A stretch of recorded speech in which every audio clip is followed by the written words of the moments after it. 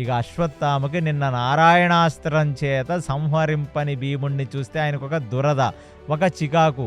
అలాంటి వాడు భీమసేన, నువ్వు నీ మల్ల యుద్ధం, నీ యొక్క గజాలని చంపటం, ఏనుగు తొండాలని లాగటం కాదు, నువ్వు నాతో ఒక ధనుర్విద్యలో యుద్ధం చేసి నన్ను పడగొట్టవలసినది భీమసేన నువ్వు అనగానే ఇక పక్కన నుంచి నకుల సహదేవులు ఒక రథాన్ని తీసుకొని వచ్చి భీముడు ముందు పెట్టారు.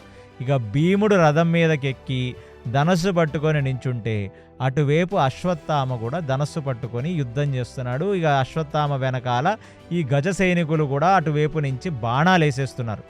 ఎన్ని బాణాలు వేసినా ఇంత కూడా చలించని భీమసేనుడు తన యొక్క కవచాన్ని అడ్డం పెట్టుకొని ఛాన్స్ కోసం వెయిట్ చేసి ఒక్క బాణాన్ని తీసి కొట్టగానే అశ్వత్థామ యొక్క కవచం ఊడి కింద పడిపోయింది.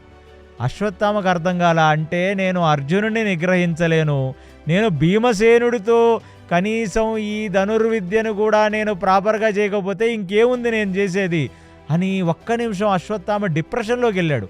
వెళ్ళగానే ఇంకా ఛాన్స్ తీసుకున్న భీమసేనుడు కుడి ఎడమ వైపు కొట్టేస్తే చేతులకున్న కవచాలు కూడా కింద పడిపోగానే ఇంకా అశ్వత్థామ యొక్క రథం వైపుకి బాణాలు వేస్తే అశ్వత్థామ యొక్క 2 చక్రాలు ఊడి కింద పడ్డాయి.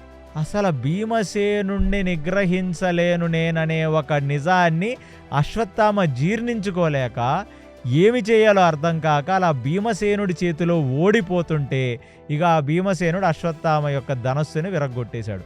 ఎప్పుడైతే అశ్వత్థామ యొక్క ధనస్సుని భీముడు విరగ్గొట్టేశాడో ఇక కృపాచార్యులు వచ్చి లిఫ్ట్ ఇచ్చారు. ఇక అశ్వత్థామకి, నాయన ఇక్కడి నుంచి నువ్వు వెళ్ళిపోవలసినది, లేకపోతే ఇక భీమసేనుడు కానీ కిందకు దూకి నువ్వు కిందున్నప్పుడు వచ్చాడంటే వాడితో మల్ల యుద్ధం చేయాల్సి వస్తుంది, ఆ యుద్ధాన్ని నువ్వు చెయ్యలేవు అని కృపాచార్యుల వారు తీసుకెళ్ళిపోయారు.